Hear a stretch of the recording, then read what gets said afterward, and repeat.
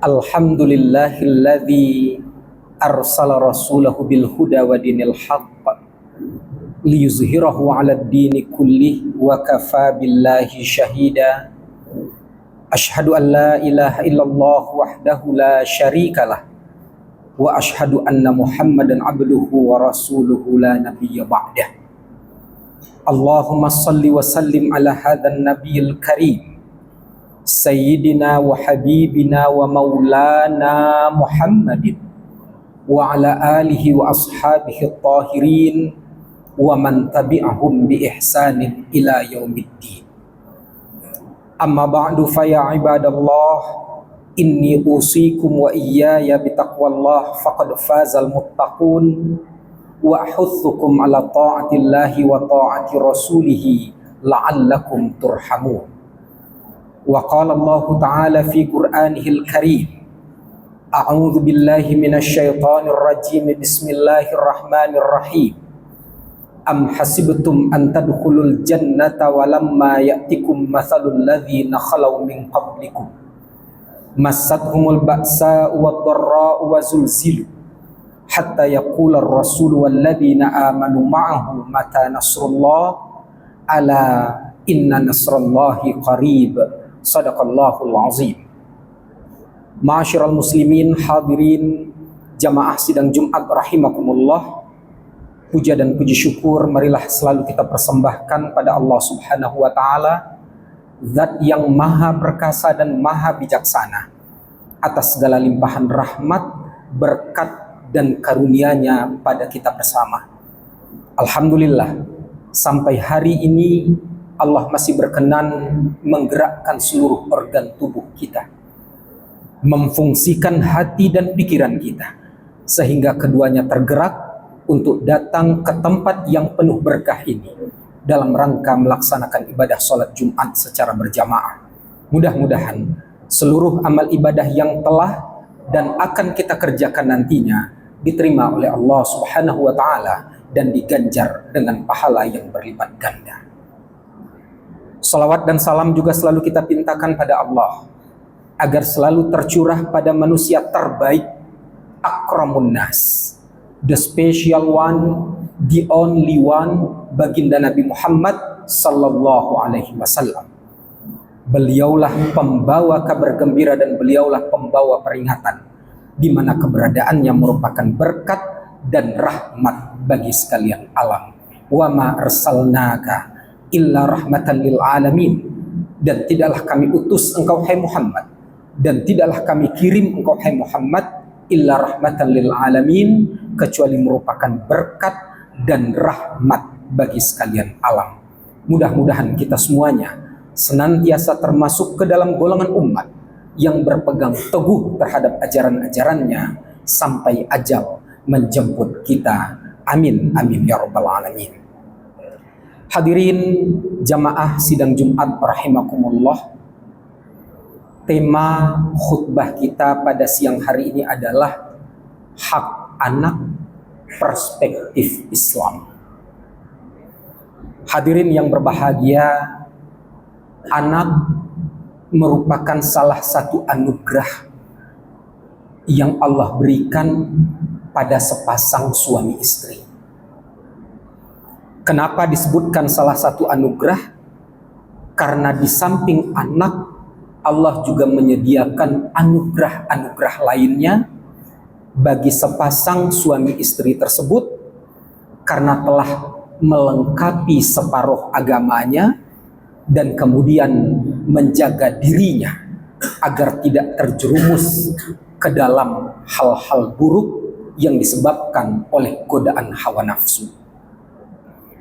Hadirin yang berbahagia, sebagai anugerah, sebagai amanah yang Allah titipkan, tentu saja orang tua berkewajiban untuk menjaga, memperlakukan, merawat amanah tersebut dengan sebaik-baiknya.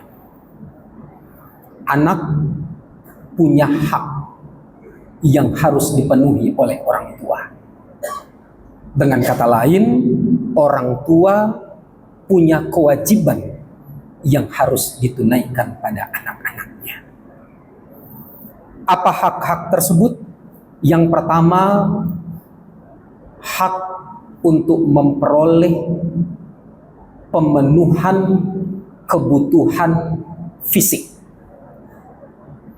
Secara garis besar, basic need yang berhubungan dengan fisik untuk si anak paling tidak dapat kita buat pada 3 kategori: sandang, pangan, papan. Orang tua berkewajiban memenuhi kebutuhan sandang si anak. Pakaiannya harus dilengkapi, auratnya harus ditutupi sesuai dengan standar yang telah ditetapkan oleh agama. Kebutuhan yang kedua atau hak yang kedua adalah pangan. Orang tua berkewajiban untuk memenuhi kebutuhan pangan sang anak sesuai dengan standar yang ada. Sementara yang ketiga, anak juga memiliki hak untuk mendapatkan papan, tempat berlindung sesuai dengan standar yang ada. Karena itulah hadirin yang berbahagia, ketika seorang orang tua telah memenuhi kebutuhan sandang seorang anak, pakaiannya telah dipenuhi, auratnya telah ditutupi sesuai dengan kebutuhan, makanannya telah diberikan sesuai dengan kebutuhan, tempat berteduhnya telah dipenuhi sesuai dengan kebutuhan, maka secara garis besar sang orang tua telah memenuhi kewajibannya, memenuhi kebutuhan fisik seorang anak. Kata kuncinya adalah kebutuhan. Karena kebutuhan punya standar tersendiri, bukan keinginan. Kalau standarnya keinginan, keinginan tidak akan pernah berakhir. Jadi sekali lagi, selama kebutuhan standarnya terpenuhi, sandang, pangan, papannya terpenuhi, maka orang tua telah memenuhi kebutuhan fisik sang anak. Hadirin yang berbahagia, ternyata dalam perkembangannya kebutuhan fisik saja tidak cukup. Anak punya hak yang lain yang mesti dipenuhi oleh orang tua. Apa itu? Hak untuk memperoleh pendidikan. Secara garis besar, ilmu dapat dibagi pada 3 kategori. Kategori yang pertama, ilmu yang hukumnya fardhu ain, yang hukumnya wajib dipelajari. Apa ilmu yang hukumnya wajib dipelajari? Ilmu agama. Kenapa ia wajib dipelajari? Karena dalam agama kita diajarkan untuk mengetahui who am I? Siapa saya? Dari mana datangnya saya? Dari mana saya berasal? Di mana saya sekarang? Apa yang harus saya lakukan sekarang? Dan kemana ujung dari kehidupan ini akan berakhir kelak? Semuanya diajarkan dalam ilmu agama. Karena itulah para ulama tegas mengatakan bahwa ilmu agama merupakan fondasi yang mesti dimiliki oleh setiap muslim, termasuk anak-anak yang dititipkan Allah pada kedua orang tuanya. Jika fondasi kuat, maka tentu saja apapun bangunan yang akan didirikan di atasnya juga akan kuat. Namun jika fondasinya bermasalah, maka apapun bangunan yang akan didirikan di atas fondasi yang bermasalah tersebut tidak akan pernah kuat. Man jahilal asla lam yusibhul far'a abada. Orang yang landasannya tidak kuat, tidak kokoh, maka apapun bangunan yang akan didirikan di atasnya juga tidak akan pernah kokoh. Jadi sekali lagi, ilmu yang hukumnya wajib dipelajari adalah ilmu agama yang merupakan fondasi yang mesti kita miliki. Hadirin yang berbahagia, ketika kita memberikan bekal yang cukup, ilmu pengetahuan agama yang cukup pada anak-anak kita, maka secara tidak langsung kita telah mempersiapkan yang bersangkutan untuk siap hidup dalam keadaan apapun. Qadarullah, ketika sang anak dewasa, dia hidup dengan materi yang berkecukupan. Ketika dia paham dengan agama, maka dia tidak akan pernah sombong, tidak akan pernah angkuh dengan apa yang dia miliki. Dia pasti akan paham betul bahwa harta yang Allah berikan ini merupakan titipan, merupakan anugerah, merupakan ujian baginya. Karena itulah dia pasti memperolehnya dengan cara-cara yang benar dan kemudian mendistribusikannya pada hal-hal yang benar pula. Dia pasti paham bahwa dalam harta yang Allah titipkan padanya itu ada hak orang lain yang mesti dia keluarkan sehingga harta tersebut betul-betul bersih, betul-betul suci untuk dimiliki dan dimanfaatkan dalam kehidupan sehari-hari. Qadarullah, jika ternyata secara materi dia berkekurangan ketika ia dewasa, maka ketika dia punya basic agama yang kuat, maka ia tidak akan pernah berkeluh kesah dengan keadaan yang ada. Mengapa? Karena dia paham betul bahwa anugerah yang Allah berikan, kenikmatan yang Allah berikan itu tidak hanya terbatas pada harta. Banyak kebahagiaan-kebahagiaan yang lain yang mesti ia syukuri. Dan kemudian jika ia punya ilmu agama yang kuat, dia akan sadar betul bahwa tugasnya hanya sebatas usaha, hanya sebatas ikhtiar, sementara yang menentukan hasil usaha tersebut berpulang pada yang kuasa, Allah Subhanahu wa Ta'ala. Itu ilmu pengetahuan kategori yang pertama. Ilmu pengetahuan kategori yang kedua disebut dengan ilmu yang hukumnya fardu kifayah dipelajari. Kita semua tahu apa itu fardu kifayah. Ketika sebagian telah melaksanakannya, maka kewajiban tersebut gugur bagi yang lainnya. Itu yang disebut dengan fardu kifayah. Apa contoh ilmu yang fardu kifayah? Ilmu kedokteran misalnya. Tidak semua kita wajib jadi dokter. Kalau semuanya jadi dokter, siapa pasiennya? Ilmu tentang perniagaan, entrepreneurship, juga tidak semua kita wajib mempelajarinya. Kalau semua kita berniaga, semua kita berbisnis, siapa konsumennya? Ilmu tentang militer misalnya, juga tidak semua kita wajib mempelajarinya. Kalau semuanya jadi tentara, semuanya jadi polisi, semuanya ikut berperang, siapa yang bertanggung jawab untuk mengamankan masyarakat? Karena itulah hukumnya fardu kifayah. Nah, pertanyaannya, bolehkah kita mengarahkan anak-anak kita untuk menjadi seorang ekspertis dalam ilmu-ilmu yang fardu kifayah? Tentu saja boleh. Tidak ada halangan di sana. Dengan catatan kebutuhan asasinya, ilmu pengetahuan agamanya harus lebih dahulu kita lengkapi. Apakah menyediakan fasilitas pengetahuan agama untuk anak-anak kita wajib disekolahkan di sekolah yang berbasis agama? Tidak juga.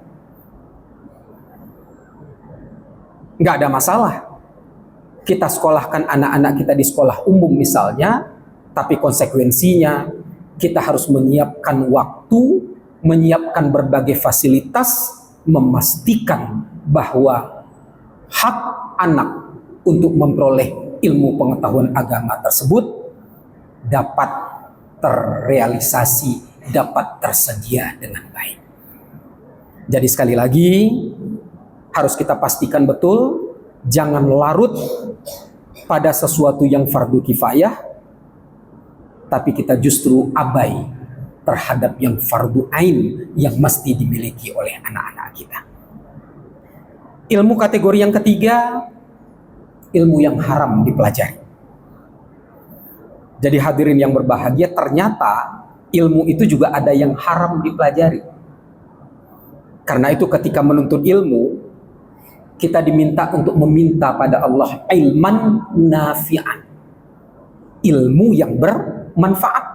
Karena ternyata ilmu itu juga ada yang tidak bermanfaat. Ilmu sihir, ilmu santet, segala macam. Itu ada ilmunya juga. Ilmu copet misalnya, ilmu juga. Tapi sekali lagi, tidak bermanfaat.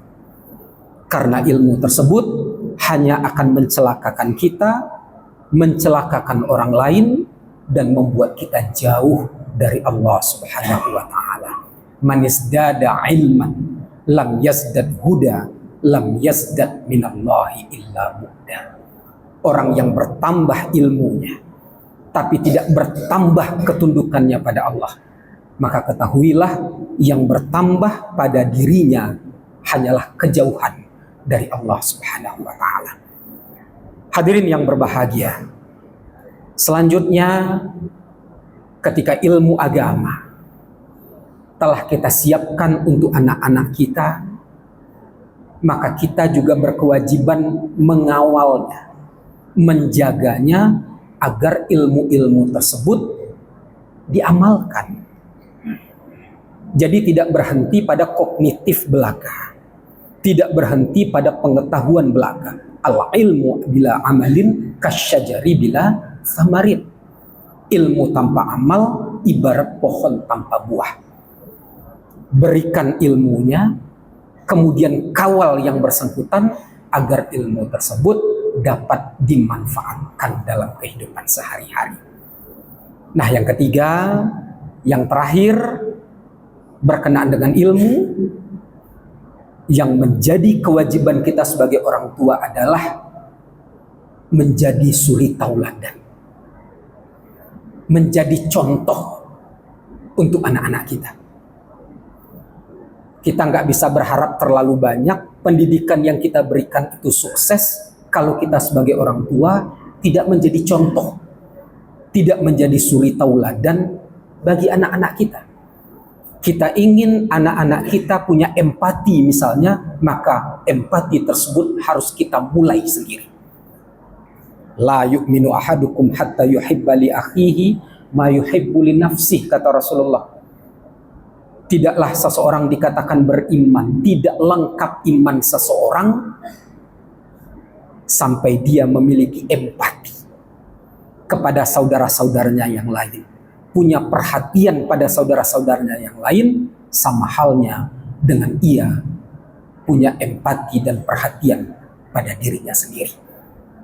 Itulah beberapa hal yang mesti kita garis bawahi untuk anak-anak kita, teriring doa, teriring harapan, semoga Allah menjadikan anak-anak kita tersebut anak-anak yang soleh dan solihah, lurus akidahnya, mulia akhlaknya, dan menebar manfaat untuk sesama. Fa'tabiru ya ulil absar la'allakum turhamun.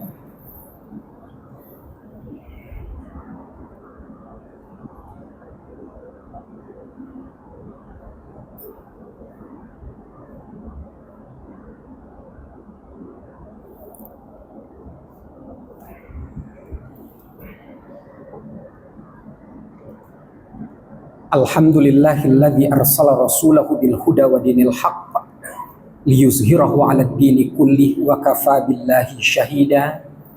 Asyhadu an la ilaha illallah wahdahu la syarikalah wa ashhadu anna Muhammadan abduhu wa rasuluhu la nabiyya ba'dah. Allahumma salli wa sallim ala hadzal nabiyil karim sayyidina Muhammadin wa ala alihi wa ashabihi tahirin wa man tabi'ahum bi ihsanin ila yaumiddin. Amma ba'du, fa ya ibadallah, inni usikum wa iyaya bitaqwallah faqad fazal muttaqun wa ahuthukum ala ta'atillahi wa ta'ati rasulih la'allakum turhamun. Wa qala Allah ta'ala fi Qur'anihil Karim, a'udzu billahi minasy syaithanir rajim, bismillahirrahmanirrahim, qul huwallahu ahad, Allahus samad, lam yalid wa lam yulad wa lam yakul lahu kufuwan ahad. Sadaqallahul azim. Innallaha malaikatahu yusholluna 'alan nabi ya ayyuhalladzina amanu shallu 'alaihi wa sallimu taslima. Allahumma shalli 'ala Muhammad wa 'ala ali Muhammad kama shallaita 'ala Ibrahim wa 'ala ali Ibrahim wa barik 'ala Muhammad wa 'ala ali Muhammad kama barakta 'ala Ibrahim wa 'ala ali Ibrahim fil 'alamina innaka Hamidum Majid. Allahumma ighfir lil muslimin wal muslimat wal mu'minina wal mu'minat al ahya'i minhum wal amwat ya qadiyal hajat. Allahumma taqabbal salatana wa siyamana wa sujudana wa tammim tafsirana ya Allah ya arhamar rahimin. Allahumma ihdinas siratal mustaqim, Allahumma ihdinas siratal mustaqim, Allahumma ihdinas siratal mustaqim, siratal ladzina an'amta 'alaihim ghairil maghdubi 'alaihim waladdallin. Amin. Allahumma adfa'anal bala wal waba wal fahsya'i wal munkar wassuyufal mukhtalifata wasyada'ida wal mihan ma zahara minha wa ma batan min baladina hadha khasah wa min buldanil muslimina amah. Ya Allah, ya Tuhan kami, lindungilah kami, lindungilah keluarga kami, berikanlah kemudahan dalam seluruh aktivitas kami. Ya Allah, ya Tuhan kami, lindungilah saudara kami di Palestina, berikanlah mereka kesabaran, kemudahan, kenyamanan, dan kemenangan dalam perjuangan. Rabbana atina fid dunya hasanah wa fil akhirati hasanah wa qina adzaban nar. Ibadallah, innallaha ya'muru bil adli wal ihsan wa ita'idil qurba wa yanha 'anil fahsya'i wal munkari wal baghi ya'izukum la'allakum tadhakkarun. Fadhkurullahal azim yazkurkum washkuruhu 'ala ni'amihi yazidkum was'aluhu min fadli yu'tikum wa yahdikum wa la dzikrullahi akbar. Aqimis shalah.